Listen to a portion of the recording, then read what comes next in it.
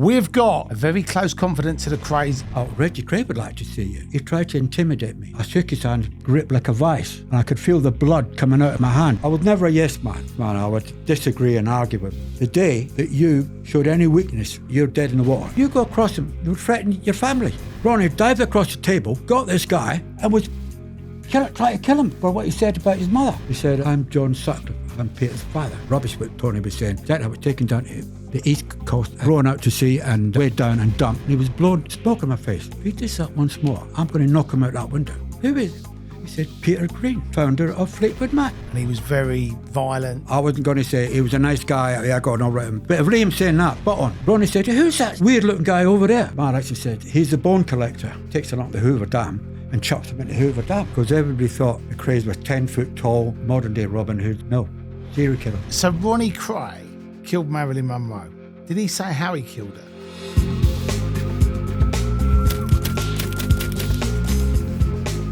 Welcome back to the Criminal Connection podcast, and this episode is proudly brought to you by Betovo. Before we get stuck into this week's episode, we're going to give a big shout out to our sponsors. You're probably wondering how the Podfather brings you the best true crime podcast every week without fail, with great energy. Well, here's the thing. To bring that energy, I have to feel my best and be at my best. And that's where Hype Energy drinks come in with their powerful blend of vitamins, taurine and caffeine. Hype Energy gives me that extra edge to stay sharp and focused in every interview. It's not just about the buzz. It's about clarity, alertness and bringing my A game to every conversation. Now, Hype Energy isn't your average fuel. We're talking flavours like explosive cherry, red berry buzz, and even mojito, mint and lime. No weird aftertaste, just bold and refreshing flavour. No wonder they've won an award for taste, right? And if you're all about the zero sugar life, make sure you check out the watermelon and cheesecake flavours. All the flavour with none of the guilt. Yeah, I know, cheesecake in a can sounds mad, right? But trust me, it'll blow your mind. Now, the marketing team at Hype Energy keep telling me that MFP stands for more friggin' power. Now, I've told them it's not about that, it's about more friggin' Podfather. Know what I mean? And lucky for you lot, if you want to try it out, go to the checkout and type in Podfather in the offer code and get 20% off. Not only that, if you use this exclusive code, you'll be entered into a competition prize draw where you'll be in with a chance to win a Hype goodie bag signed by yours truly. And 5 lucky winners will get a 3-month supply of Hype. So let's get into it. The Podfather is officially powered by Hype Energy drinks, because when you feel your best, you're at your best. Introducing a proper raw men's fashion brand that has untamed energy inspired by relentless warriors while remaining cheeky and rebellious. Simeon Saboteur is not just about style. This brand is a movement and a rebellion against the ordinary. This clothing is crafted for those that face life head on. Our new collection fuses classic design with modern edge. If you want to express your true warrior identity, strength and boldness, then join our tribe of real modern men. Explore our collection of casual wear, active gear and statement pieces that are as unique as you are. Our new collection is now live, and as a special treat for our Criminal Connection podcast crew, use this fantastic discount code BANANA5 on the checkout for an exclusive 5% discount off your first order. Visit www.simeonsaboteur.com. Check them out in the link below.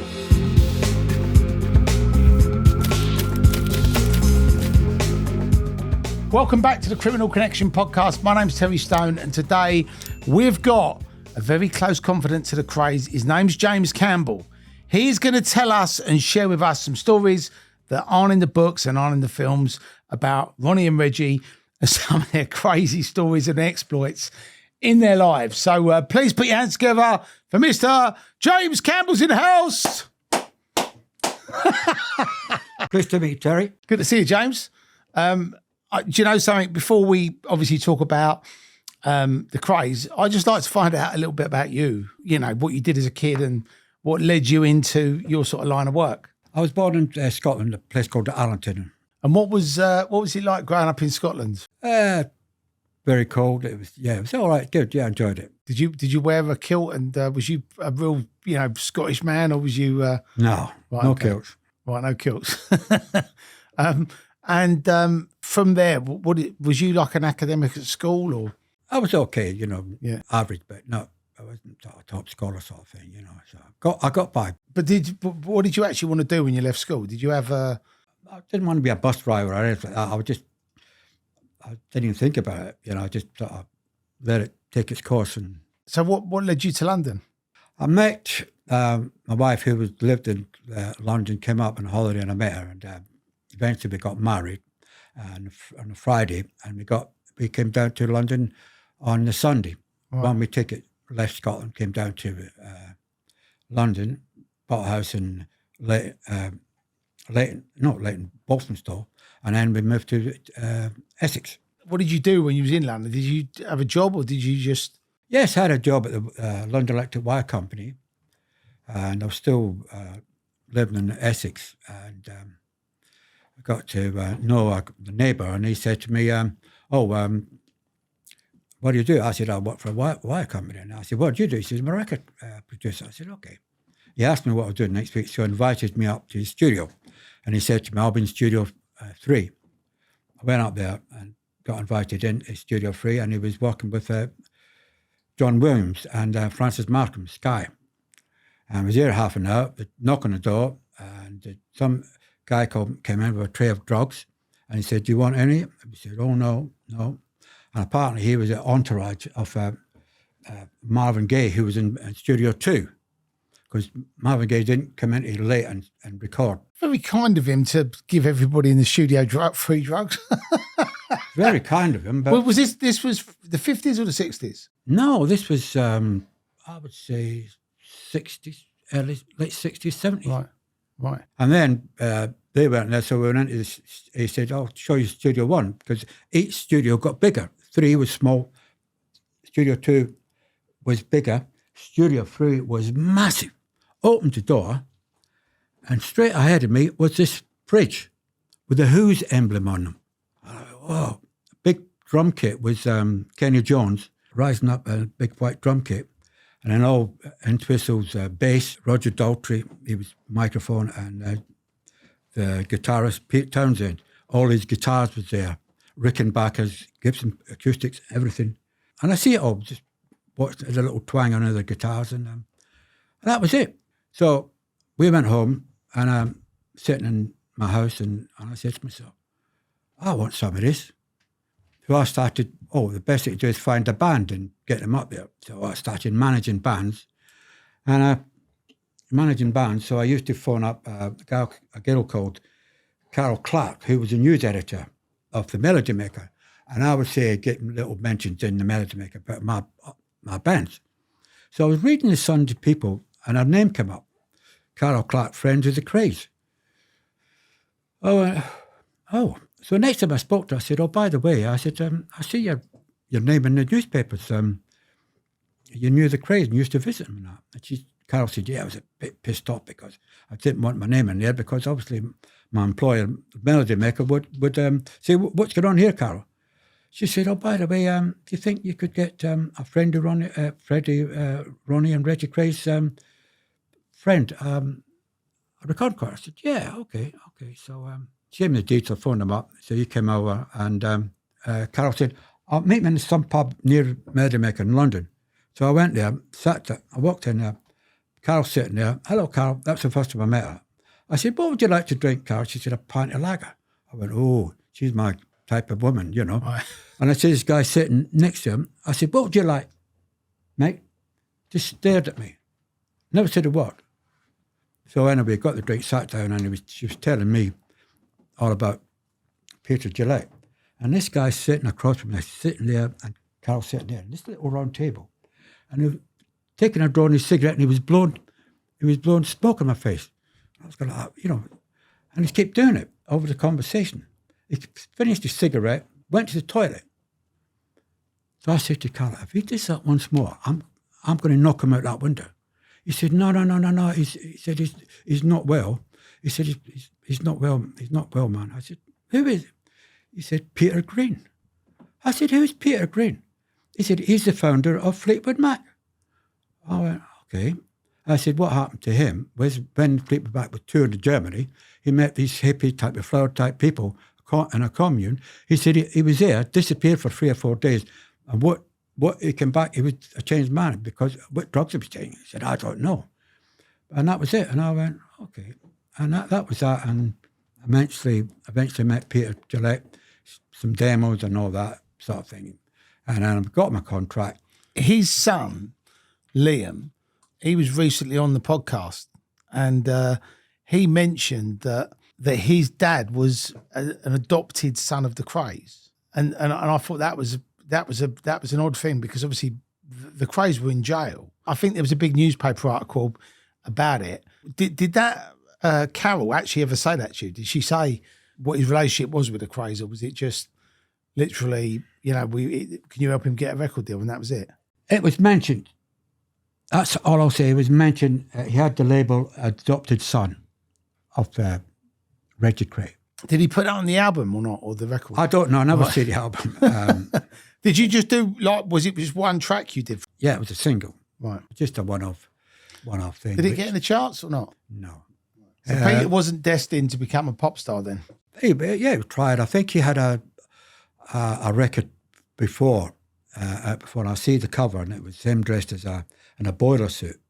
And I said, that's not the way to go. And he had the label, the adopted son of Reggie Kray. And what was he like as a person? Because obviously Liam sort of, when he came on here, he said that he was very abusive to him as a child growing up, and he was very violent, and he was very, he was very sort of unstable. But I don't know what your experiences were when you met him, whether you thought he was a nice guy or whether that sort of summed him up. Absolutely. I came here, I wasn't going to say he was a nice guy. I got on all right, but haven't you said what Liam said? That's his own son, right? So, absolutely.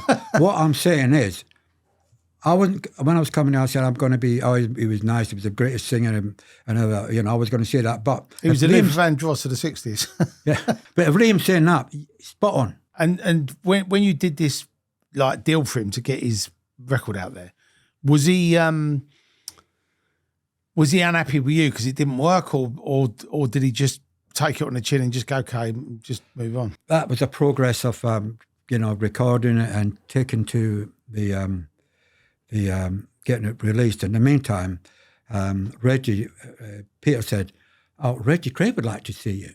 Oh, Reggie, I said, "Okay, yeah, all right, okay." He was pleased that I got Peter a recording contract.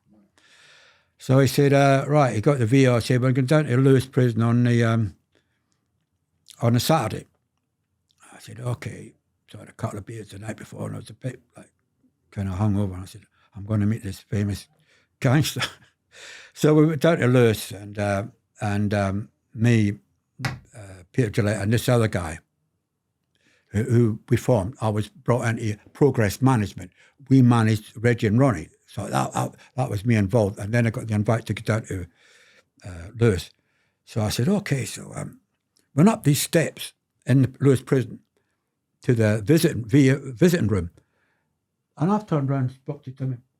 And I turned around, and Reggie Kray's there, right in my face. I thought I could get a chance to say, oh, yeah, and walk over. And he said, "Come here. Pleased to meet you, James." And you come, and they're sitting around these small tables again.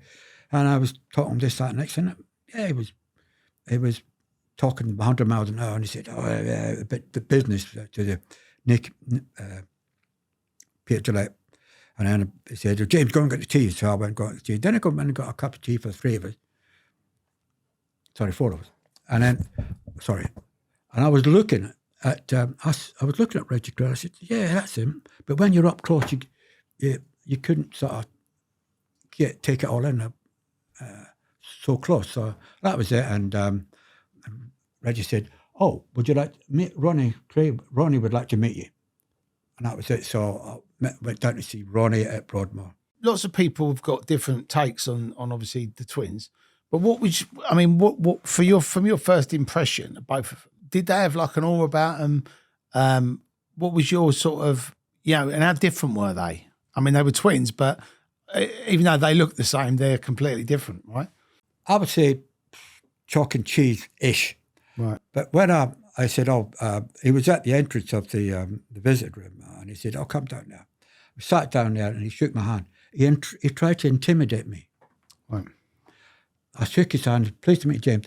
and he had a hand gripped like a vice, and I could feel the blood coming out of my hand. It was so tight. And then he would say, I would speak to him, and he would go, try to put me off. And his first thing he said to me, he said, James, he said, there's a lot of hard men coming out of Scotland. I said, oh, yes, Reggie. And that was it then, that was it. But Ronnie was a different kettle of fish. I went into Broadmoor, I could see him sitting there, and I could see, yes, it's Ronnie Kray. So I went over, he stood up, shook my hand, sat down, dressed immaculately, and he said, sit down. And then he put his hand up. He said, he's a butler. It's a butler come over, white coat, little bit. He said, James, would you like a beer or a cup of tea? I said, I'll have a beer. So I got a beer. And that was it. He brought the beers up, but it was Caliber, non-alcoholic sort of drink. And during the conversation, he said, tell Reggie it's like a 5-star hotel here, Broadmoor. Right. I went, okay, but it was so different, relaxed. And Right. Reggie was 100 miles an hour, sort of talking this, that, and getting the business and sort of thing. But Ronnie was just relaxing. Was that because he was on all them drugs, or do you think he was just, or do you think that's what he was like? He was just very sort of calm. Well, medication. Right. It's a psychiatric hospital. I never got anything out of Reggie. Never tell you nothing, but I got it. Ronnie was say, tell you this and tell you that, like right. Different things, and which happened, and come back to the 60s, and little bits here and there. But he would only say it when we were 1-1, not anybody else. And Broadmoor, there's a guy called Mr. Smith. That's his right name. He was a minder. He was Ronnie's minder. So he said, yeah, it's Mr. Smith. So if there was a lot of people there, they would split the meetings. And Mr. Smith, I said, he's a youngish guy. He said, Ronnie said a story about him. His mum and dad used to hide him underneath the stairs, the cupboard underneath the stairs, all the time. When they come off from school, underneath the stairs.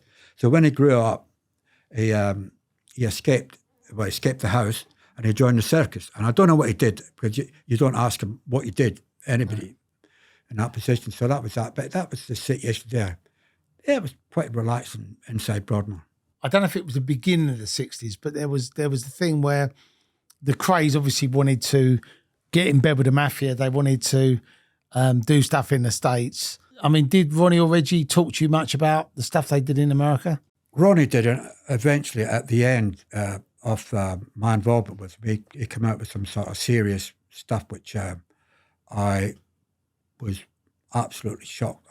To this day, I wish I hadn't have asked him. I asked him something and he came out with it. And yes, what happened was after I met Gillette, then we moved on to the Mafia. There was a meeting in Mafia. George Raft used to come over and visit the KRAYS and with photographs with him in their clubs, etc., etc. So the next time Raft came over, he was stopped at the airport. You're not allowed here in. So when Meyer Lansky came over, it was a dodgy passport. That was it. So Ronnie went out to America, dodgy passport. So that was stopped. So Meyer Lansky come on the scene. When Meyer Lansky came over, they had a meeting with Meyer Lansky and his entourage, his boys, and it was Reggie and Ronnie Kray and Tony Lambrianou and Chrissy Lambrianou and the rest of them. So we're in this big table. So both to introduce each other. So Meyer Lansky gave the twins a gold bar, quite a substantial size gold bar. So Ronnie gave Meyer Lansky a framed picture of their mother. So one of the guys sitting next to one of Meyer Lansky's boys said, "Who's that? A photograph of the Queen?" Their mother. Is this a photograph of the Queen of England? So he said to Tony, "What did he say?" He said he thinks that's a photograph of the Queen, his mother, their mother. This guy, Ronnie, dived across the table, got this guy, and was trying to kill him for what he said about his mother. And then the 3 or 4 of them tried to pull him off. And Meyer Lansky said, "That guy's got some balls here. That's just Ronnie." And that was it. So he took to Ronnie eventually, then all the meetings with Reggie. And that was it. So that was it. When the KRAYS did go to America, I know they went to Vegas Did they talk about that Vegas trip? Yeah. Obviously, I got it from a good source that Ronnie went over there the first time at the meeting with the mob at Las Vegas, and Ronnie was taking down showing on my story about this. He assembled assembled the Rat Pack, and it was all come to meet this Englishman, Ronnie Kray. But Ronnie had met them, and I think early 60s, because Nancy, his son Junior, it's documented in the book that Sinatra asked the Krays to look after his son when he was in London because he didn't want to be kidnapped. And also, Sammy Davis Jr. Did a 6-week stint at the London Palladium in 1962. So they were all, he had met them before, the Rat Pack Ronnie. Pretty cool, isn't it, when you get a phone call, Ronnie, Reggie, do you want to come to Vegas? Yeah, I don't know if he's seen any shows, but he was taken to a big mansion in Las Vegas, and he was showing around the house, whoa, massive, everything big there in America. And he was taken down to the basement, and Ronnie went down in the basement, and then there's a cage, a big cage in this basement. It was the same cage as Hannibal Lecter, in the big cage, and he's in there, and it was similar. So all in this cage was these bones, human bones. And Ronnie looked and said, Meyer Lansky, what's this about? He said, if we don't like MD and we want to get rid of him, and they're pissed us off, in Vegas or anywhere else, they're taken along there and they're chucked in this cage, face to the tigers. And he was going, whoa, I like that. Did they actually have the tigers there? So the tigers were there as well? Yeah. Wow. It wasn't Siegfried and Roy's house, was it? I don't know. Because Siegfried and Roy, I don't know if you know, but they were magicians, and they had all these like fucking white tigers, and they used to do this show at the MGM. So I wonder if it was at their house. Maybe. One of them, I think, got mauled by one of the tigers, and I think the show then stopped. But they were a big thing of Vegas, Siegfried and Roy. So that was a big, and they got tigers. So yeah, so if you I don't know. Ronnie never said what colours the tigers were, but Reggie and Ronnie, they were musicians, right? Because they used to make people disappear. Magicians. Magicians. Yeah, the musicians play the songs. The magicians make you disappear. Yeah, you're going to disappear tonight. So I suppose that's pretty fucking scary. You go over to someone's house for dinner, and they go, come downstairs, I want to show you something. And there's fucking bones in the basement. And two tigers. Getting back to the cage, Ronnie said, who's that weird-looking guy over there? Weird-looking, Ronnie said, he's a weird-looking guy over on the corner. It's got to be Siegfried. It's got to be. No. So Mark actually said, he's the bone collector.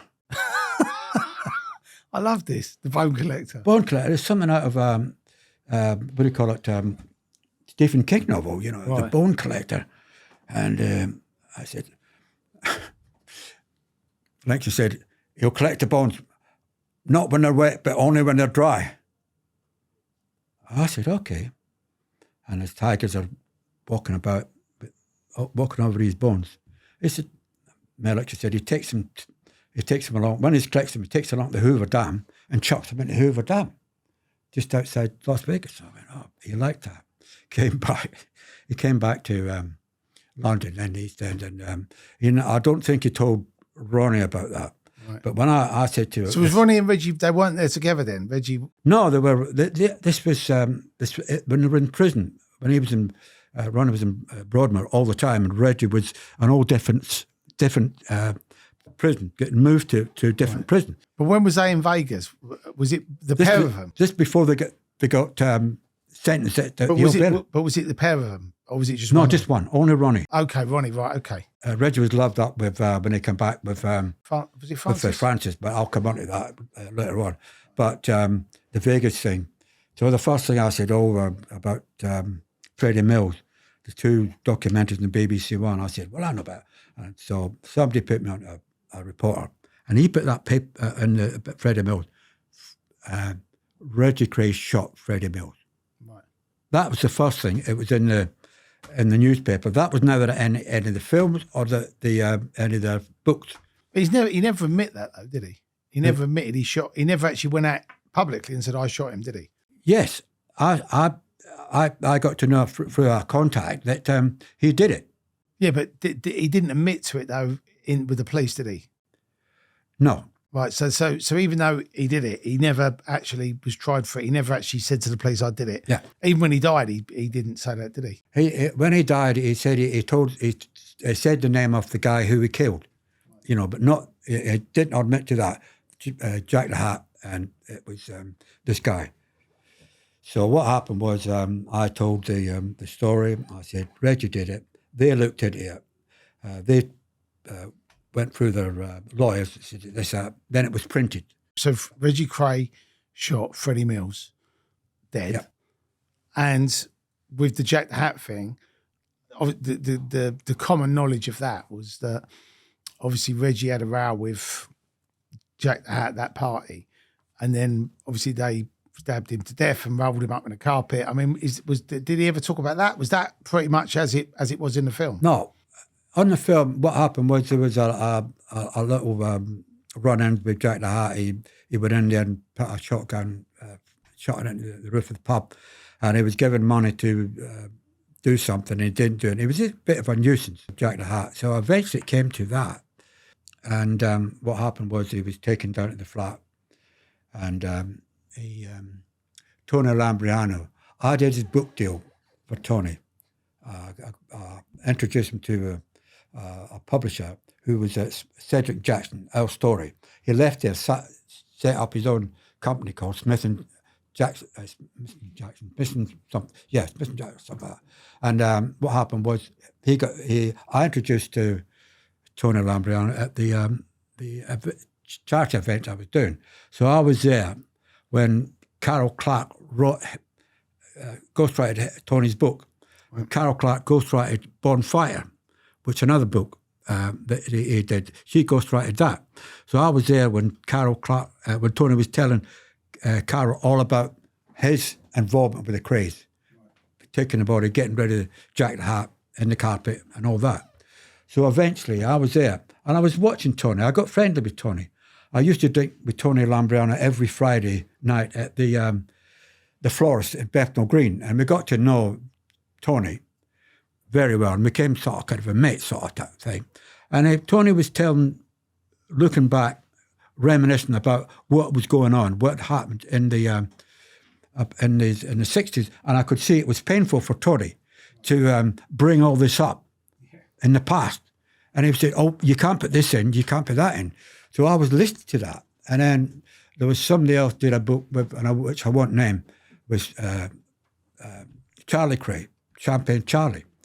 So Charlie would say, "Oh, you can't put this and you can't put that in." The same thing, and the KRAYS was doing the same. But Our Story, they would never tell you the truth, what was going on. So they wanted to put out their narrative. Yeah, they were modern day Robin Hoods, robbing to the rich and giving to the poor. It was nasty, and people listening to this, the moms and dads, they would if you go across them, they would threaten your family, like they did with the barmaid and the blind beggar.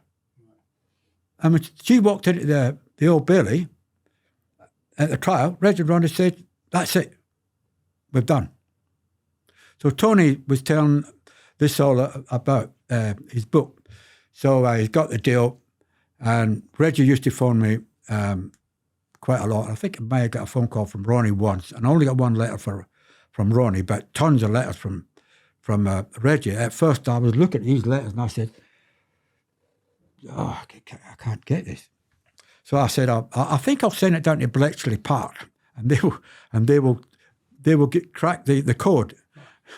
Crack the codes. It took me six months to read these letters. So anyway, they got the deal. After that, it was they got the deal. Then it was due to be published. And I got a phone from Reggie Kray. He said, "James," he said, "have you seen the television about the Tony's advertising a trailer for his book?" I said, I think, I've seen it. Yeah, he said, Reggie said, he's standing in this graveyard in East London, pointing to where Jack the Hat was buried. Right. And I said, it looked a bit sinister. Tony looked at the Italian part, hero, and Tony was okay. And he was pointing, he said, I want to do the spoiler. It's coming out next Sunday. This was on a Monday. I said, Reggie said, I want to do a spoiler. Okay. The spoiler rubbish his because Tony's book was being serialised in the News of the World. And the news, so I said, okay. So I got Sunday People again, and did this story, met Reggie, and he had this A4 type page of what happened to Jack the Hat. And what Reggie was saying, it was rubbish what Tony was saying. He was taken down, Jack the Hat was taken down to the East Coast, Kent Coast, put in a rowing boat, rowing out to sea, and weighed down and dumped. So Reggie said, take it up to show Charlie. So I phoned Charlie, and he said, meet me up at this hotel. And he read it, and he just laughed. Charlie just laughed. So I thought he was going to pick up the bill at the hotel for the drinks, but I said I had to pay for it. And so anyway, the story went out. Both stories went out on a Sunday. So I went down to the newsagent. I got the news award. And I looked at Reggie's one, the spoiler, and I went, it was really nothing, basically. Got back, had a cup of tea, the phone went. My wife said, it's Reggie for you. I went, okay. Hello, Reggie. She said, James, did you see Ronnie, Tony's book, the story in the News of the World? I said, yeah. He said, what do you think? I said, I didn't like Tony's thing. I said, Reggie, what did you think? He said, I didn't like all that blood. The blood was everywhere. And the story was, the carpet was covered in blood. I said, you didn't like it? He said, Reggie said, no. I said, well, you did it. I said, you did it. He nearly severed his head off. Why? On the carpet and the blood. He didn't like that. So I had to turn and say, but Reggie, you did kill that man and all that blood. That was you. And he said, oh, yeah. That was it. And we went to, he wasn't too happy about that. We went to the film premiere. Reggie barred Tony from the premiere, and we all went to the Brown's nightclub there. The whole lot of us, Charlie, Katie Kray was there. There was a lot of there. Was this the original Kray film? Yes. Right. After the premiere, right. And then we went there.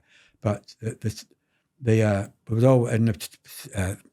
I think it was in Leicester Square. The premiere was all in there. Before the film came out, there was a nervous excitement in before the film started. Then it started, and then it was. And Tony tried to get him Brown, so he was barred. And I remember saying to Ronnie at some stage, "What did you think of the film, Ronnie?" He goes, "James, children's picnic." How did he watch it then? Did they send it to him in jail? Yeah. They'll get television, and Ronnie's favourite programme was Coronation Street. That's weird. I thought it'd been EastEnders.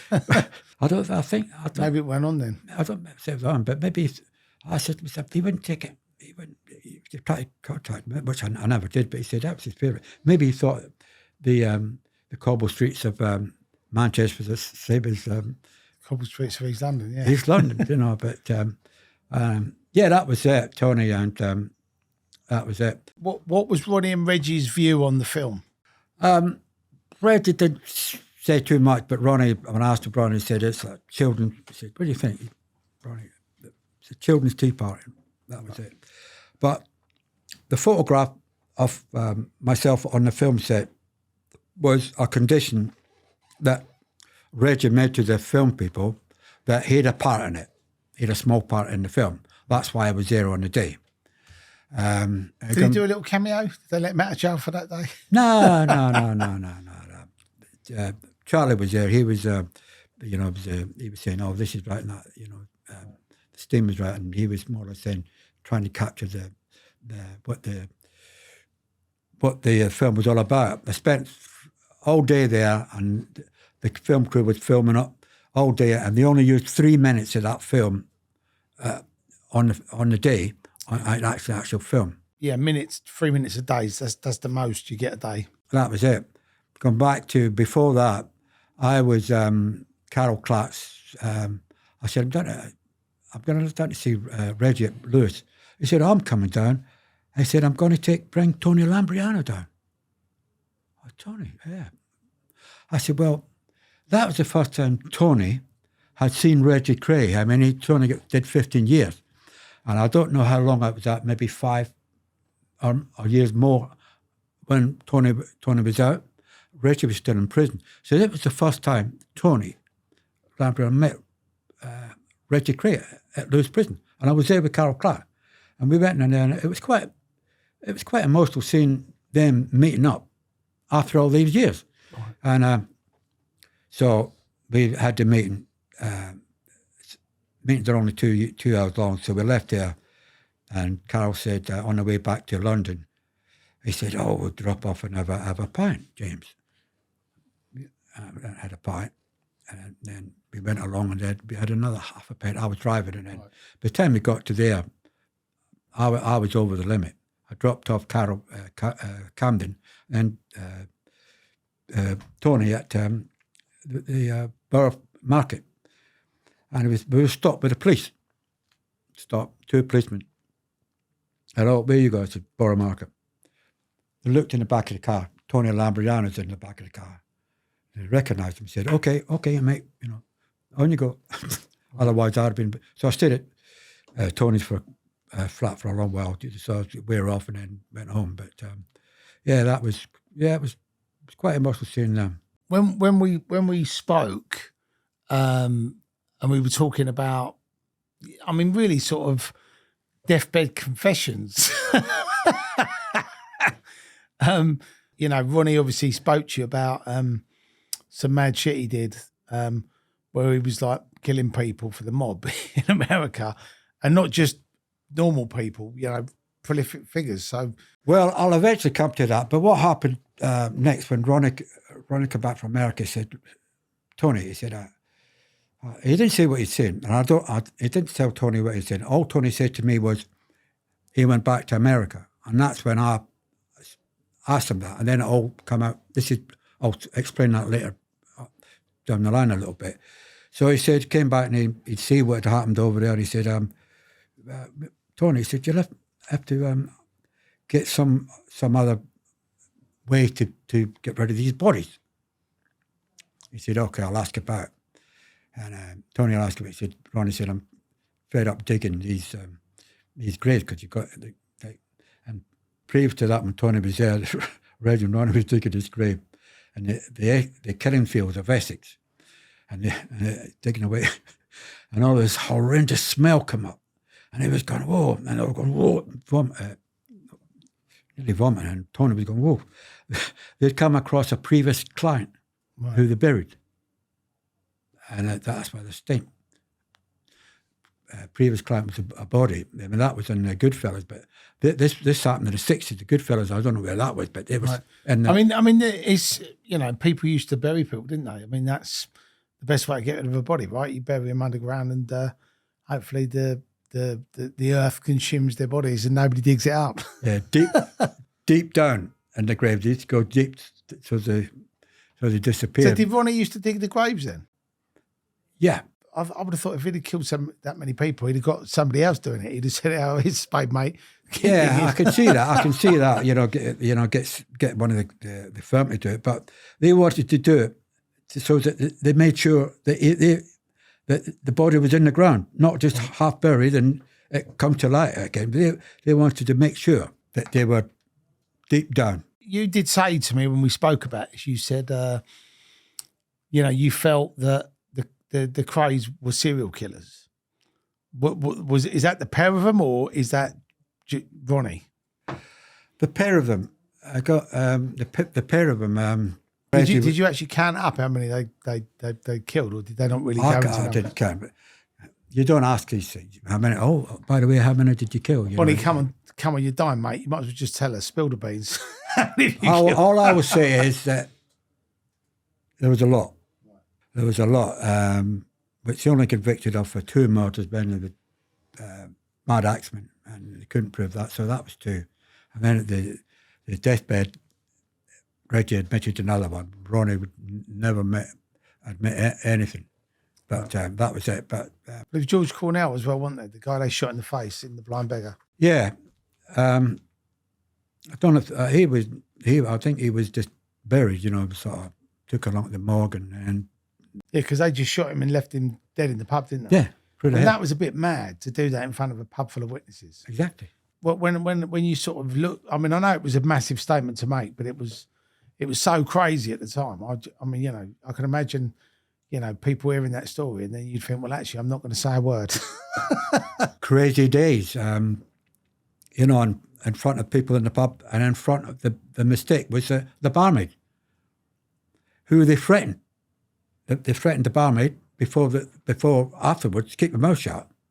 That's what they said to her, keep your fucking mouth shut, Otherwise, they would threaten that barmaid's family. I don't know, she must have gone through, I can imagine she went through hell. But she had turned up at the Old Bailey, and testified against them. But that's what they were like. They didn't care if they would threaten you. They would threaten you, and they would threaten your family.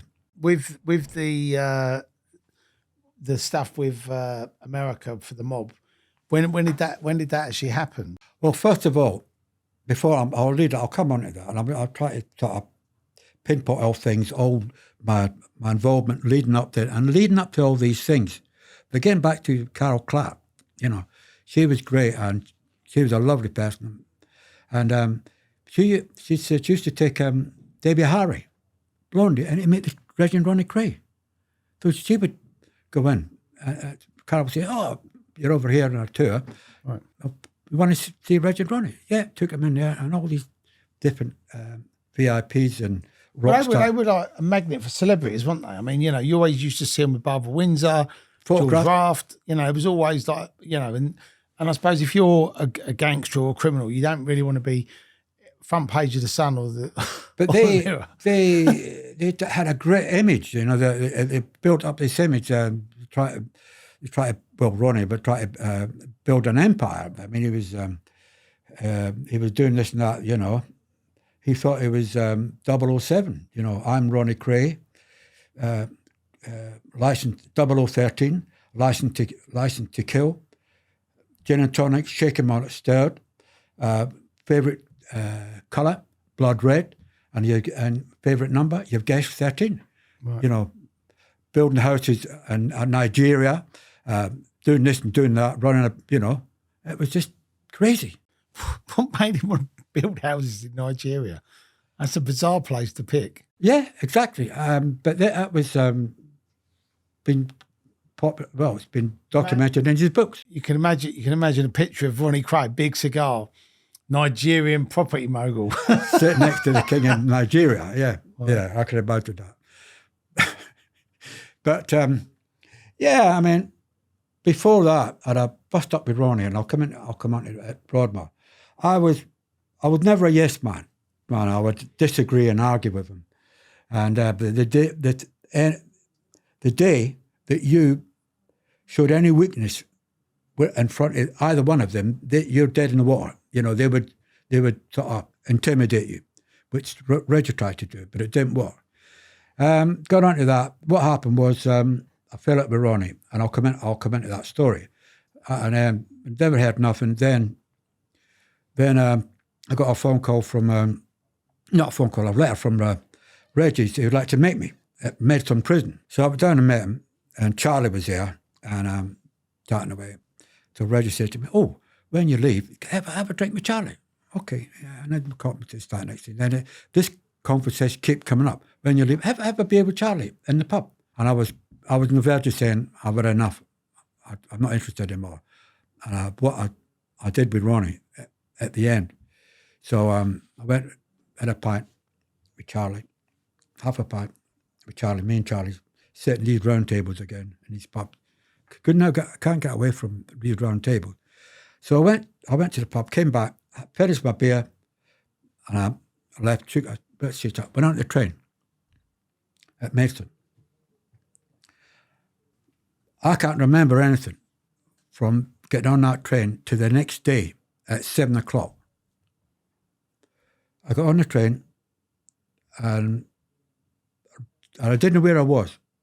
I went from there, the London Bridge, and I can't remember getting to London Bridge. I can't remember changing trains, going on to the Central Line, going up to my mate's pub in Epping Forest. I got a cab from there to go up to the pub. I'm sitting there in the bar and I collapsed.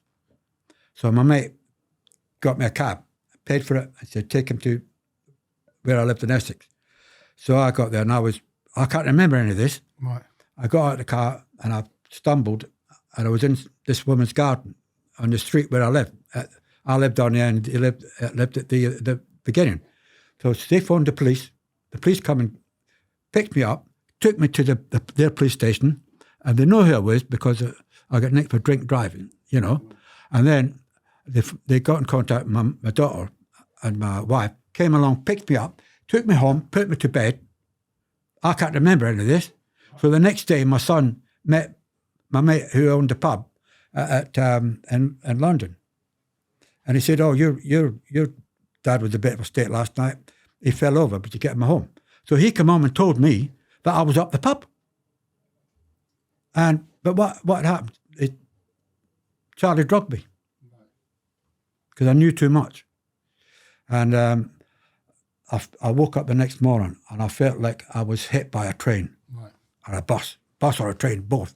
I would never experience a headache like that, hangover, but that was that. And yeah, Champagne Charlie. Right. For you. So I was pissed off about that as well. There was a combination of little things. But what was it? What did he drug you? Did he drug you so that you sort of had an accident, or did he drug you to try and kill you? I'm not sure if it drugged me to so that I would fall out on a train or something like that. Or if that woman hadn't phoned the police to say there's a man in my garden. He's just died. I don't know if he's dead or what. You know, whereas if he hadn't phoned the police, I might have been dead. Right. So I said to myself, you know, I've thought all about this. And company see the podcast, and I said to myself, well, that happened many years ago. I said, if I was dead, I would have missed out my 4 grandchildren. Right. And I said to myself, I could have been another victim. People say, well, why do you go up to KRAYS? Great pension. What I did, I never got up. They never gave me 1 penny. Really? Yeah. Wow. The only thing I got money for when I was progress manager, I did a deal with the Daily Star, and it was a photograph of Reggie in prison in blue jeans, forever in blue jeans. Did the deal. I think it was either 40 or 12 grand. So that was sent off to somebody. So I got a cheque in the post for £1,000. Right. And I got 500 quid, not from them, but from the proceeds from the Daily Star. And it was the headline, Forever in Blue Jeans, Neil Diamond song. And it was a photograph of Reggie in one of the prison, kneeling down in blue jeans. So, you know, when you talk about the money they earned from the books, the film, the whatever, where did that money go? Because they couldn't obviously have it. So did they just give it to their mates or their family? Or the other guy, progress manager, he was a finance man. Now, it was rumoured he had an offshore account. Right. It was rumoured an offshore account. In Nigeria. It was Nigeria. It was out. I know where it is, but I'm not going to say it. And but they made millions. They made £1 million quid, KRAYS, off of the film. They got £250,000. It was serialised in the Sun. They got money for that. Right. And Fred Dinage, who did the ghostwriting the book, he said, no, not with the Sun. Go with the Times to get more credibility. So they said, being gangsters, no, but go with that. So and then they sold the film rights of the book. That was another. I think it was like £100,000 or something. And then they got the money for the books, our story, and it was best bestseller, blah, blah, blah. They made £1 million and never paid 1 penny in tax. I want to say a huge thanks to our sponsors, Fragrance du Bois. Now, for those of you that don't know about Fragrance du Bois, where have you been?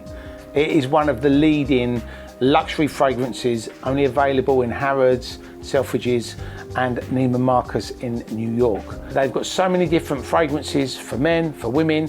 All of the fragrances are unisex, so make sure you get involved and sample the delights of Fragrance du Bois. For all the Criminal Connection podcast crew, we've got a special discount for you.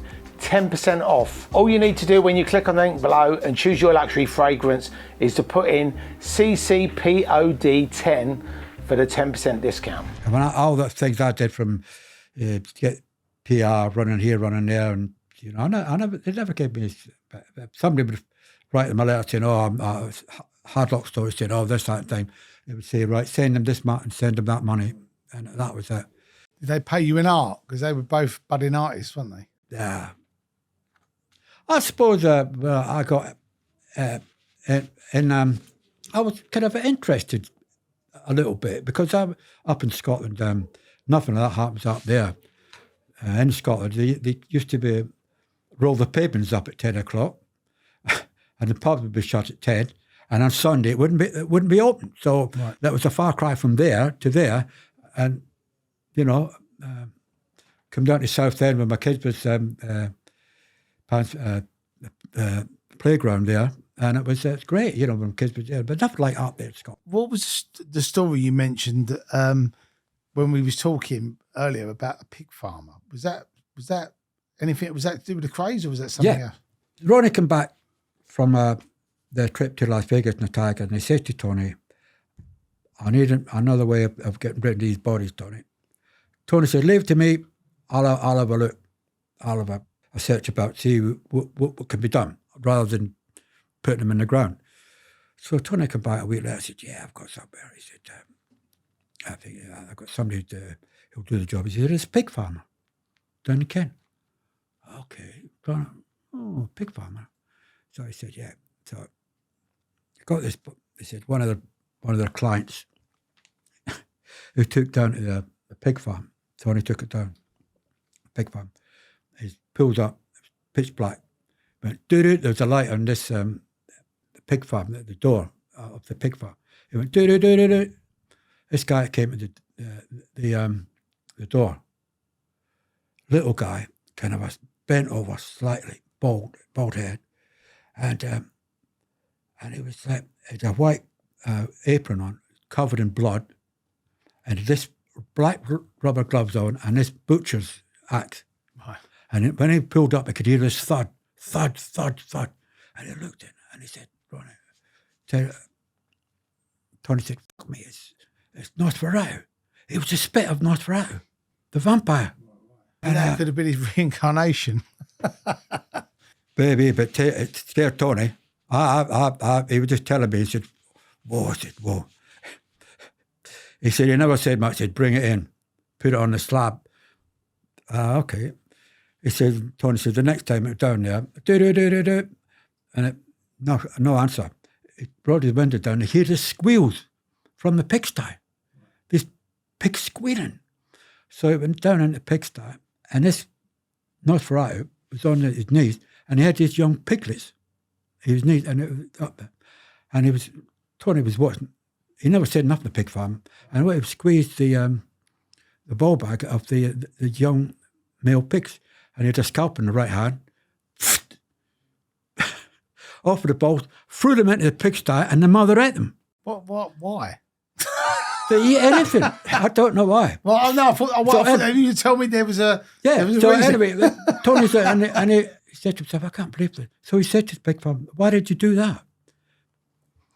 He said, it makes them get fatter. True, isn't it? Wow, I didn't know that. Yeah. I know it. So he would buy it. He said, yeah, well, he said, yeah. He told Ronnie. Ronnie just looked and smiled and said, I like that. Did Ronnie ever buy any tigers? Or did he just stick with the pigs? No, he was just, he could tigers in the East End or wherever. That was the law, I think. If you go into the Hoover Dam in Vegas, there's a load of bones in the bottom there. Yeah, I was told recently by somebody worked for newspapers and a reporter. He said when he was flying over, this was maybe a year ago, 2 years ago. He said he was flying over, there's a Hoover Dam, then there's a lake, adjacent to the dam. He said because of the climate change, the water was coming down. Right. And the police in Las Vegas said there was dead bodies there. I don't think they found any dam because the dam was deeper. But certainly when the lake flew into the dam, it was very deep. But they found bodies in there as well. Bodies, bones. I said to myself, the bone collector, the Hoover Dam was named after J. Edward Hoover. Right. So that was that. But that was a pig farmer. But after that, the Beatles, they tried to take over the Beatles. Right. Wow. And they tried to take over. What happened was Lord Boothby, Tom Dryborough, they were two gay people, and they got introduced to Brian Epstein and the Beatles, and they decided that they would introduce Brian Epstein to the Beatles, which they did. So Brian Epstein was saying this and saying that, and he said, "Oh, I don't like confrontation to the twins. Mistake, big mistake." So that was it. So they decided, we'll take over the Beatles. So they spoke to the godfather of Glasgow, Arthur Thompson. And he said, we're going to, the twins said, because he did some work for them as well, Arthur Thompson. So he said, no, he said, don't, he said, it's 24/7. He said, you don't know anything about marketing, you don't know anything about percentages. He said, and they're a nightmare, especially that one, John Lennon. So it would have been the Fab Six, John, Paul, George, Ringo, and Reggie and Ronnie. Oh, right. So, that was a hard day's night, that's why I said that. But did they have any luck with that? I mean, what actually happened? Did they formally approach the Beatles, or? They were introduced to Brian Epstein, I think it was in the House of Lords or the Commons or something. And they were introduced, Reggie and Ronnie, there. They were actually there with Dryborough and Lord Boothby. So that was that. And they come away and said, "Ooh, it could be a big area here." So that was it. And what happened was they in this article, they blackmailed him. Wow. And one of the Epstein act was a young, good-looking guy. I'm not going to say the name because he might be still around. Ronnie took a fancy to him. He was good-looking. He took a fancy to him. So the guy, the lead singer, it was so-and-so and the name of the band. And he was more or less crying, said to Epstein, "Oh, well, that man Kray, I think he fancies me." And he was pestered, So he wasn't happy about that. But before that, I met a guy who owned the Merseybeat up in Liverpool. I won't say his name because he might be still around, and his son's still around. And he had introduced, he introduced Epstein to the Beatles in the Cavern Club, and he used the Merseybeat at the swinging blue jeans, all the big acts there, Jerry and the Pacemakers, and all that in there. And he said when Epstein replaced he replaced and put Ringo Starr in the Beatles, and Pete Best was the original drummer, and he said he wasn't quite cutting it in Abbey Road, so they get rid of Pete Best and brought in Ringo Starr. Now Pete Best's mother, who lived in Liverpool, and she said this guy who owned the Merseybeat said she was a battle axe. Came down to London and really was having a go about his son being replaced by Ringo Starr. Wow. So Pete Best got a substantial amount of money. This is somebody else telling me what I knew about the Beatles. And that was that. So this guy come round and said to Epstein, I'm this, that, and that thing.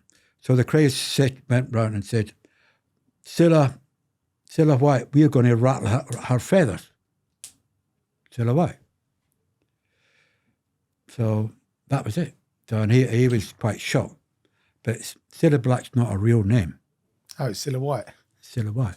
I think Cilla White's a better name, personally. No, Cilla Black.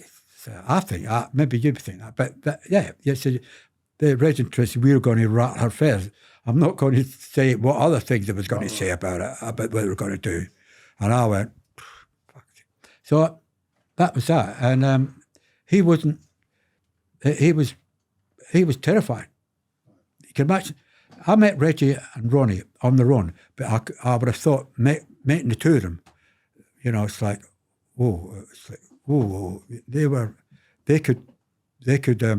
they had a presence there that was menacing. I mean, the fact that the British government put them in jail for life and let them die in jail pretty much. I mean, I know they let them out on compassionate leave, but they both really died in jail. Was it just because if they had been out, they'd have just been like terrorising and blackmailing everybody? They was doing that in prison. If you're asking me back to do another podcast, I will tell you the story about this guy who I took him up, did a bit of business. And then we turned up, this guy, we'll call him Bob the Builder. That wasn't his real name. We ended up, they got up to Nottingham, Perry Road.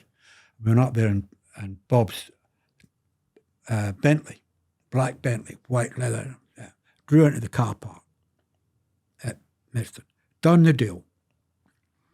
Shook hands, and it was another book that he was bringing out. And he was saying, X amount of money up front. He would probably get an advance from the publisher, an advance from him, and then he would do a deal, percentage, and he would get his little bit. He was quite happy. Shook the hand, done the deal, came back to the pub in Epsom. And the barman said, Reggie Kray's been on the phone to you. Who? Said, Reggie Kray. Okay. 10 minutes there, phone back, Reggie. He said, James, I've changed my mind. The percentage I offered to Bob, I'm cutting it down. I said, no, you can't do that. You shook hands, done a deal, you're a man of your word. You can't shift the goalpost while the game's on. He said, no, I made up my mind. Okay, that's it. I said, this is not going to happen. I'm telling you. He said, no, made up my mind. So what had happened, he had found out that we turned up and this Bob and a Bentley, and Roger said, this guy's got money. This guy's got money. And then he said, instead of giving him 10% or whatever, he'll give him a lower cut. So this guy, when I lost my license, he gave me a job as a hod carrier. I didn't know what hod carrier was. He said, I started off in the Ilford Exchange. He built that. He built the new wing in King George's Hospital, Goodmays. Then we went from there to Ormond Street. He built a wing there. And this guy, he was the head of the Federation of Builders, photographed with Maggie Thatcher, Buckingham Palace tea parties, etc. Now, he had an office up in Nottingham. So he was chatting away, and this Bob said, I've just bought this nightclub, which was true. I bought this nightclub. So Reggie just stood, listen, he said, 10% protection on this nightclub. And I'm going, what? Am I hearing right? 10%. Reggie Kray wanted 10% of Bob the Builder's nightclub in Nottingham. So once you get in, you can't get out. Yeah. Tell a story about, I think I mentioned to you about, the story was really a real horrible story.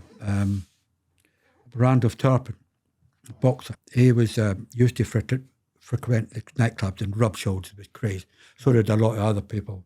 Now, Randolph went over to America and he fought the Sugar Ray, whoever he was, a light heavyweight, and he won. He was a light heavyweight of the world. Come back with 2 big cases full of dollars, and he would give it to the Krays. So look after it, sort of thing, So So what happened was when a taxman came after Randolph, the taxman, he went to the twins and said, "Can I have my money back?" He said, "No, not get your money back." So he went to one night, but I think he did a couple of brothers and Randolph. They went to, and Reggie was on his own, so there was kind of a little bit heavy with Reggie, and that didn't get down too well with Ronnie. So I think the twins, they made 2 attempts on his life, because it's like, if you've got to go to spill the beans, which was one of Ronnie's favourite sayings, they would get rid of you. So they were after him. They threatened his family, Randolph. So previous to that, a year later, Randolph knew what happened to Freddie Mills. So he knew it was coming. Right. So he got the gun, put a bullet in his daughter's. I think she was only, a year and a half, and he turned the gun on himself. He shot himself. He killed himself. But he turned it. But he knew what was coming. But what happened to Freddie Mills a year? That's terrible. Tony Lambrianou was, guys, this is... I don't know what Chris's comments were, but he was sick about that, because he had family, and he wanted out at one stage. I don't know about Chris, but he wanted out, but that was it. I moved on to the showdown at Broadmoor. That's one with the Yorkshire Ripper when he had a... Yeah, Broadmoor. Right. When I used to go down, I was sitting there, and Yorkshire Ripper was sitting there, and I used to see him. Did he used to wind him up? Did Ronnie wind him up? No. Right. All the faces would get in, Roy Shaw and all, I won't mention their other names, and they respected it. They came in to see Ronnie, and what he'd done, and that was it. But the younger generation, they would sneer at the Sutcliffe, and Ronnie would say, "Cut that out." Not just leave it out, but cut that out, is a saying. Not literally, but just saying, there's no need for that. But that pissed Sutcliffe. When Reggie and Ronnie first went to prison, they didn't like, they respected women, violate their mother, and they would. So they said to him, "Right, we need to do something about Sutcliffe." So they got in contact with a Glaswegian. He's a Scottish name, and they said to him, "Right, do him." So the Glaswegian slashed him from there to there, under the orders of Reggie and Ronnie Kray. And and you see the photograph, and it was like that. It was done by a broken HP bottle. And that was in Broadmoor? No, that was when Reggie and Ronnie was first in prison. Right. When they were first in prison, they was both put in the same prison together. Right. And they put together. So later on, when they were separated, and then Ronnie was eventually put to Broadmoor. So they put hit out on the Yorkshire Ripper. Yeah. Right. So when he went into jail, someone done him with an HP bottle. And the second attack was obviously the Ronnie sent letters to Reggie saying that he was pissed them off. These people was coming out to see Ronnie, but they'd be snarling at the Yorkshire Ripper, and they said he was pissed off, and I think, well, Ripper had a word with Ronnie about it, a little disagreement. So that was it. So the next thing was Reggie knew who was in Broadmoor, a young fella who was met in prison, and one of the prisons that he was in. So he got word to him to do him, and he did the second attack. The second attack was done, orchestrated by Reggie Kray. So both attacks was orchestrated by the twins. Right. But Ronnie, Yorkshire Ripper had the last laugh, because he was responsible for the death of Ronnie Kray by shaking him up the wall at Broadmoor. And Ronnie was never said. The Ripper's last victim was Ronnie Kray, but they didn't know that. But Sutcliffe had the last laugh. What did he actually do to Ronnie then? Because it said that he threw him around, but he shook him up violently against the wall. Right.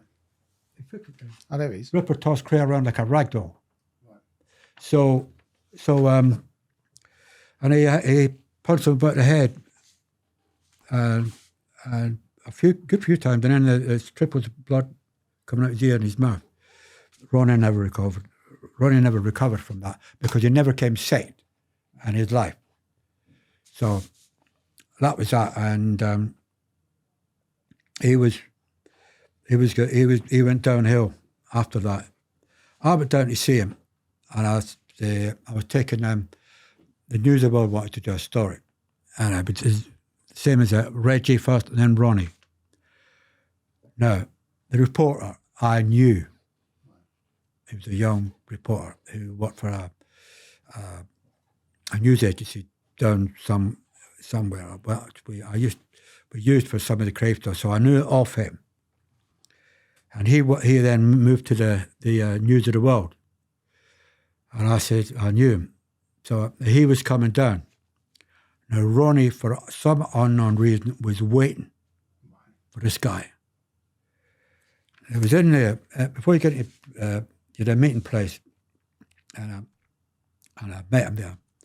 And I said, all right? I said, yeah. And I looked at his shoulder, and there was a little kind of a bump here. So I went like that to him. He was wired up to take the conversations. I said, look, I don't know nothing about this. It's up to you. So this was wired up. So we went into the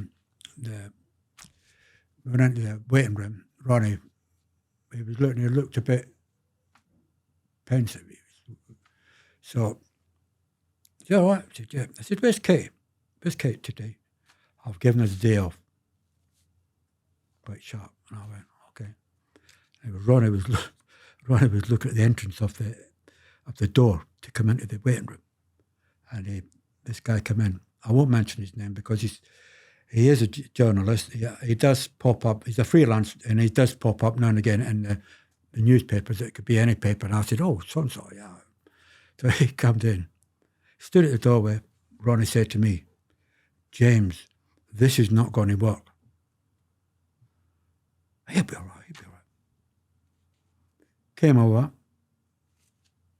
The student type, young, big scarf all around his neck. Ronnie's sitting there with a Savile Row suit, Italian-made shoes, gold cufflinks, gold watch encrusted with diamonds, and he's sitting there, and this guy's going, this is not going to work. So normally Ronnie would get up and shake your hand and say, welcome, take a seat. So he come over and tried to shoot Ronnie's hand. Nothing. Ronnie said to him, sit your ass down in that chair.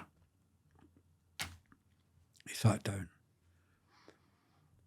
Put the boot into him straight away, underneath the table.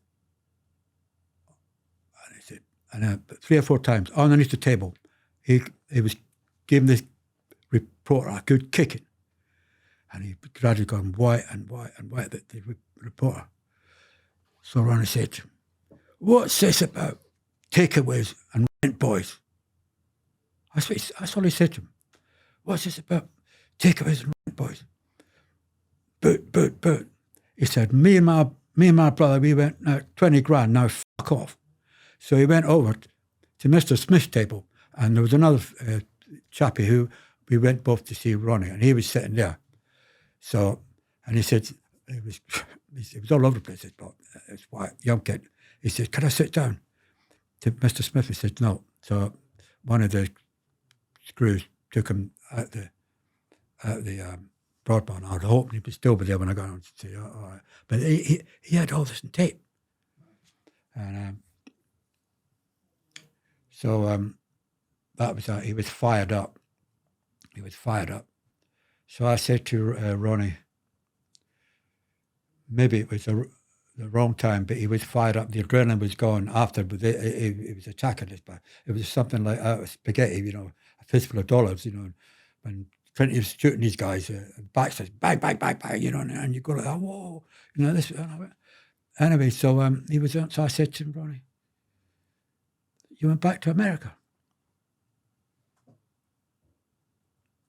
Who told you that?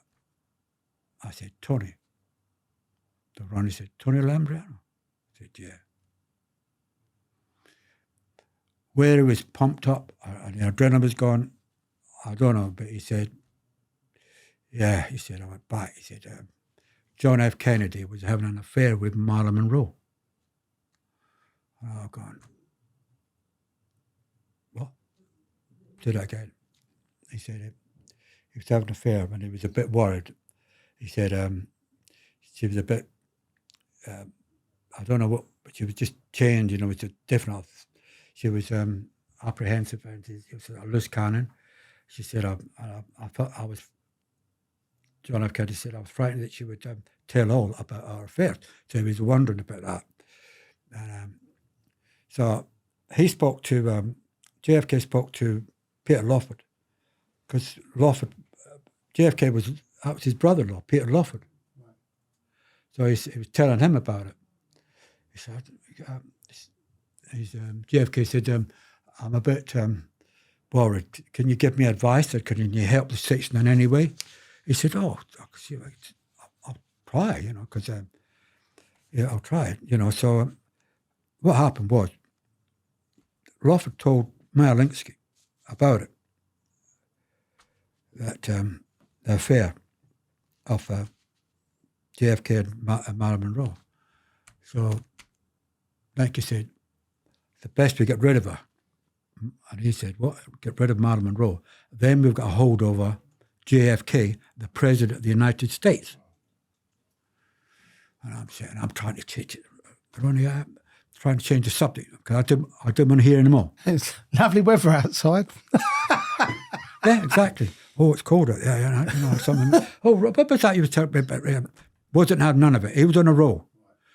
And he said he got the message. So Meyer Lansky said, I can't use any of my men. He said, because the FBI will watch the comings and goings of Marilyn Monroe's house. FBI. He said, I can't use any my mob or somebody from the Chicago mob or Nevada or whatever, because they would know who it was. So he said, call for Englishman Ronnie Kray. He said, that happened. So he got the message. Ronnie went back to America, was picked up at the, on a false passport and was picked up at the airport, and he was briefed about the job he had to do. So he was taken there. I don't know what airport he landed at, but he was taken there. He was briefed about the job in hand. So the mob drove him to Marilyn Monroe's house in Los Angeles, dressed as a maintenance man, baseball cap, and his tool bag. I would have loved to have seen that. I would have loved to see a photo. So he stepped down from Savile Row, didn't he? Yeah, he went from Savile Row, and thinking about, maintenance man turning up, oh yeah, okay, maintenance man, And then he knocked on the door. Lawford answered. Ronnie said, where is she? Lawford said, she's in the bedroom. So we went into the bedroom. Marilyn Monroe's lying half naked on the bed. So they look about, big room, big bed, Marilyn Monroe. And he said to himself, this won't take long. Did the job, left. He left to Peter Lawford to clean up the mess. Went back to London, then East End. A couple of weeks later went by. A visitor from America dropped a heavy package to the twins. Not with a note saying, from Meyer Lansky, thank you very much. Wrote, handwriting, no. A verbal thank you from Meyer Lansky. He opened the parcel, 2 gold bars again. Oh, and Tony see that on the table. So Ronnie Kray killed Marilyn Monroe. Did he say how he killed her? Say what happened to him, just an overdose, pills. That's what he did. Oh, so he just force-fed her a load of drugs and just watched her die? Yeah. Because JFK got taken out as well, didn't he? I'll come on to that. So, but that was all done so that they basically had something on the President of the United States. Exactly. Wow. Or that's what any gangster would do, Reggie and Ronnie. If they would have something over you, they would blackmail you. Simple as that. No question. And if you had a family, they would threaten them. What happened to Randolph Turpin? Right. And he knew what was coming, so he put a gun in his own daughter, a year and a half, and then killed himself. I heard a story in the news yesterday about this baby, and I went, "Oh, it's terrible," And what had happened was he came back, and the mafia came back quite a few times, Meyer Lansky. And even when I was in Broadmoor and prison, the mafia visited them. One of their friends was a contact to the mafia. I know his name. Wolf Pine? I'm not saying. Okay. The only reason I'm saying that name is I knew Wolf, and he openly said he was a crazy link to the mafia. So I will tell you off camera. Okay. Not a problem. So what happened was, Meyer Lansky was a frequent visitor. At some stage, he must have come over and explained the situation about the situation about JFK and his brother Bobby. So what he said was, Lawford went back. Oh, first of all, JFK said, "What happened there?" She's dead, But he had an idea what had happened. He had an idea what had happened, and he tried to, what happened to her? I don't know, but he had an idea that she was sort of bumped off, sort of thing, and he kept coming back to him, and he was sent to, I feel guilty, I done an affair, I've got a family, Jackie and kids and all that sort of thing, and he was, and it just went on for a little while, and it got to the stage where Lawford turned around and said to Lansky, "I think he's going to talk to the FBI," but he was in a 50-50, did I say anything? I'm the President of the United States, I had an affair, would it all come out? But at the end he was torn between saying something. And Lawford said, "Man, I think at some stage this man's going to talk about what happened to Marilyn Monroe." So I'm not going to say what had happened to JFK or Bobby. So Marilyn Monroe was killed because she was going to talk about the affair. JFK was frightened that he was going to spill the beans. But then they was worried that he was then going to throw them under a bus and say they were the ones who did it. Yeah. And then that's when, but there's always been these conspiracy theories around a lot. Her and around him, right? So with President Kennedy, that Harvey Oswald, that they said that he did it, but then when they've sort of done the forensics and when they, the conspiracy theorist people looked at it, they said, well, actually, he couldn't have done it because of the angle of the shot and blah, blah, blah. So do you think that Lee Harvey Oswald, was he like a patsy or do you think he was involved in it? He was involved. It came out that he was involved. And then he got shot by Jack Ruby. He was a nightclub owner sort of thing. So you go 2 and 2, don't take much working out. But I'll leave you with a clue. The rifle that Lee Harvey Oswald shot President Kennedy was a Second World War Italian rifle. Right. But I'm not saying they did it, but on air, I'm just saying on the podcast, I'm just saying that like I say, I was uncomfortable talking about it. It took me a long while to get over all this. It's a lot of mad stuff to carry around, isn't it? I don't mind the Beatles or Jack the Ripper and all about that. I don't mind that. But that I remember in Scotland when JFK was assassinated, Elvis Presley died. Everyone knew he was there, and even Princess Di, they all knew that. But that was that. And I said to myself, I drove home from Broadmoor to Essex, And I said, it's unbelievable. No, I don't believe it. No, he wasn't. He was making it up. He wasn't making it. But then I said to myself, he wasn't making it up. He was straight as a die. He was told me how he told it. So when I got home, I opened the door, and I was like, I was troubled, thinking about this, what I'd heard. I didn't want to hear it. I didn't want to hear it. And I said to myself, I regret to this day asking he went back to America. She opened the door. She said, James, have you seen a ghost? I went, yeah, a fucking big ghost. and I thought, when you're at some stage in your life, people say, I need a drink or I need a cigarette. I said, I need a drink. I sat down and had a drink. I tried, no. And I was going like, no. So I'm in the lounge having a card and coke. I got the habit off with Tony Lambrianou.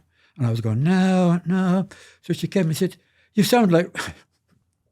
She came to the door and I was in there talking to myself. And I said, no. She said, I thought it was Michael Crawford. Said, no, but Betty, no. I was saying to myself, I tried to convince myself, and at the end of the day I said, it's fucking true. It's true. It took me a long time to get that out. Have you thought about doing a book, James, and actually doing the KRAYS memoirs or memories of the KRAYS or unsolved? Yeah. Hearing your stories today, that people will say they're mad. People will say, "Oh, it's a load of bollocks," blah blah. But then there's other people that will go, "Well, it kind of makes sense, right?" Because obviously you wouldn't want to use one of your own people to do it, and obviously she needed to be shut up because of to protect. And obviously, look now. Obviously, Bill Clinton had that thing with Monica Lewinsky. He had to step down, didn't he? And there's been other politicians and presidents and people of royalty of obviously being caught in all these different things. So I think back then it was probably more shocking than it. Like if it happens now, people will still be like shocked. But I think back then it would have been like, the country would have imploded. Oh, Do you know what I mean? Yeah, big time, yeah. So what are your plans for the future now, James? Are you going to try and do a book or a film or something? Or I said to myself, do I want to do this? And I said to myself, yeah, about the boxer. Freddie Mills, and seen it twice. I said, this. Looked at the film, been on the film, said, oh, by the way, that Kray film was on last week on the Monday, right, and on the Thursday, right. And I said, all different channels, Monday and Thursday. Right. We said to Reggie and Ronnie, take a bit of the money and keep a royalty rate so that when it's shown on the television, you get money.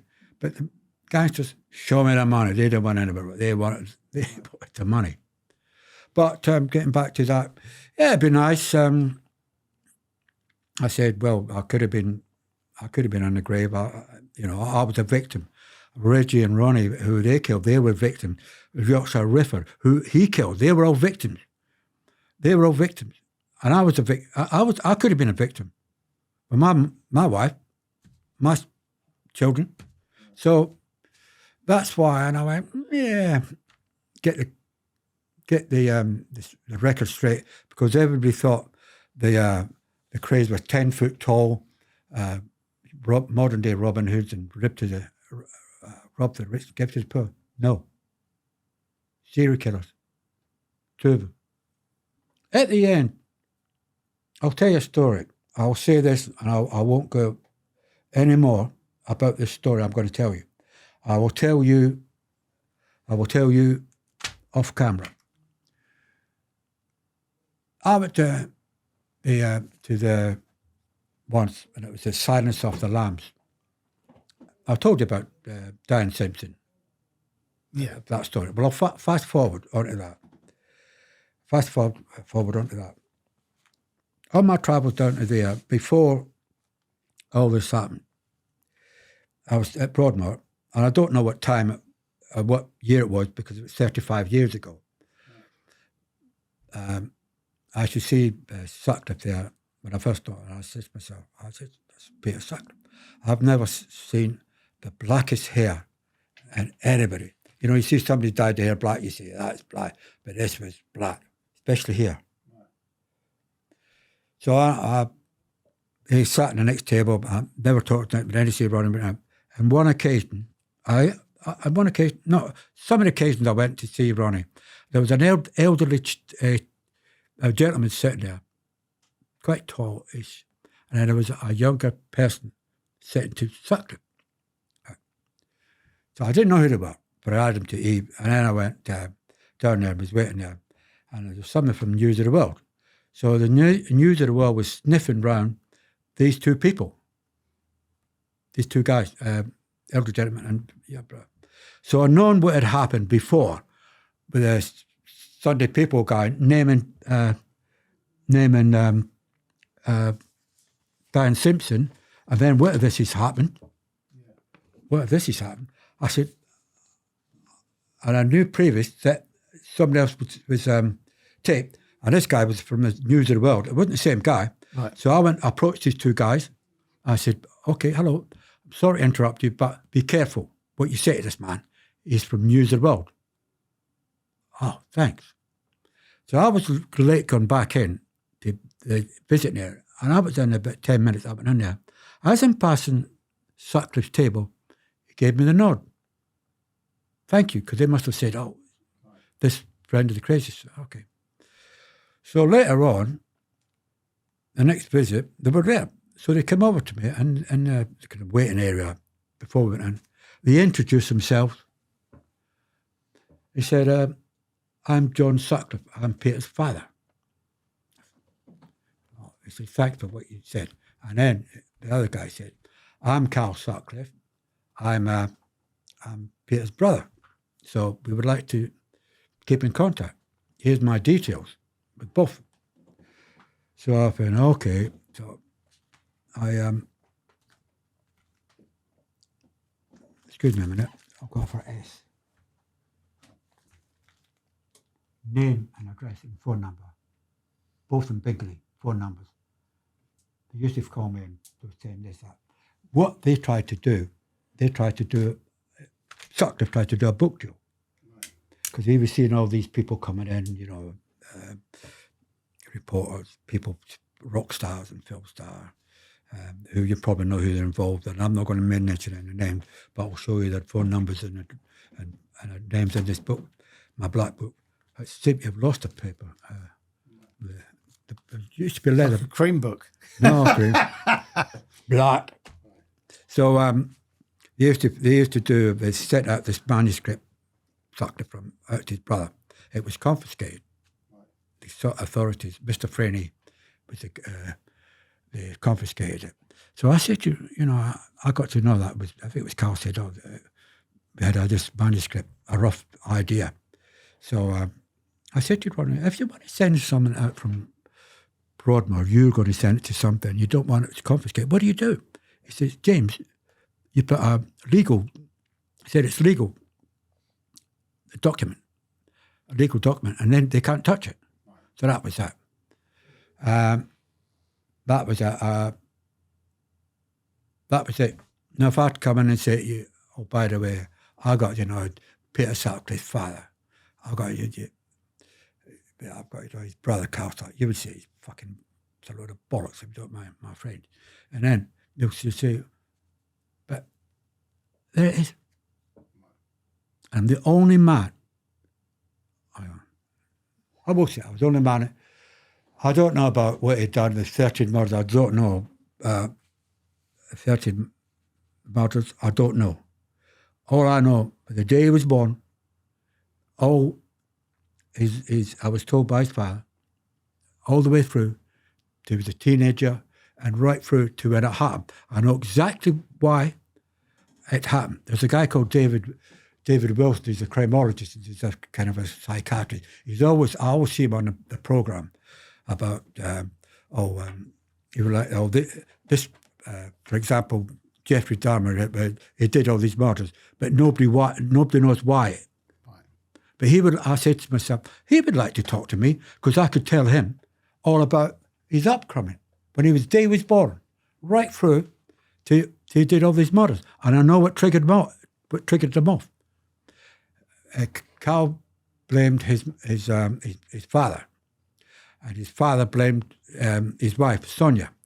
And then it all came out, and I used to get a phone call, and chapter 13, this would happen. And I'm going, and I'd get this, chapter this, all the things. It was unbelievable. And I said to myself, and one year I was getting a lot of stuff from Ronnie, and the other year I was getting them from the Yorkshire Ripper. Right. And I was going, fucking all right. And at the end of the day... You probably need to get some counselling after all that. I didn't need to see a psychiatrist. And then at the end, just after Ronnie was told me about the story about JFK, the mafia, Marilyn Monroe, and the murders of the two people who shot Lee Harvey Oswald and Jack Ruby.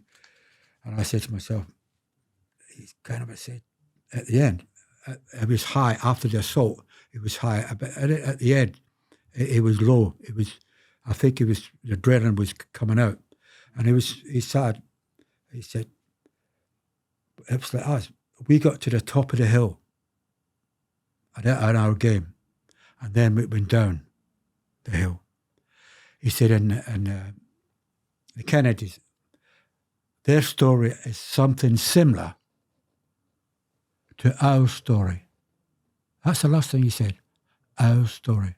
Something similar to our story, the title of their book. And I went, okay. Then I, driving home. Do you remember that song, what was his name, Driving Home for Christmas? Yeah. What was his name? I can't think of his name, but I know it. Driving Great home, song. every Christmas you drive Chris home. Ray. Yeah. Yeah. And I said, fucking driving home driving home for fucking Broadmoor. But it took a long time to forget.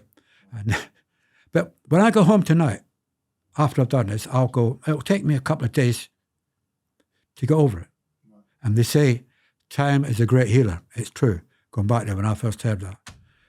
And I wish, to this day I said, I wish I'd have asked him, you went back to America. Tony told me that.